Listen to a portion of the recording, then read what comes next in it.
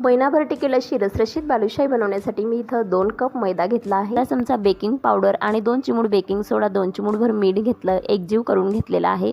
आता पाव कप साजूक तूप म्हणजे 50 ग्राम एवढं साजूक तूप कडकडीत गरम करून घेतलंय। छान असं हाताने मिक्स करायचं, मूठ वाळली जाईल अशा पद्धतीने। याच्यात 2 चमचाभर दही टाकायचं, लागत थोडं थोडं पाणी टाकून फक्त आपल्याला एकजीव होईल असं पीठ मळून घ्यायचं आहे। बेकिंग पावडर टाकल्यामुळे लेयर्स पडतात, ते मोडायचे नाही। कढईमध्ये 1.5 कप साखर, 1 कप पाणी टाकायची, एक तारी पाक तयार करायचा आहे। 4 ते 5 मिनिटं उकळी आणायची, केशर रंग टाकायचा, केसर टाकायची, वेलची पावडर टाकायची। फुललेल्या पिठामधून एक गोळा घ्यायचा, पेढ्याच्या आकाराचा असं चप्पट करायचं, होल तयार करायचं। सर्व बालुशाही तयार करून एकदम मध्यम टू लो तेल गरम ठेवायचं आणि 15 ते 20 मिनिटं बदामी रंगपर्यंत बालुशाही तळून घ्यायची। तळलेली बालुशाही 5 ते 6 मिनिटं पाकात अलटपलट करून घ्यायची।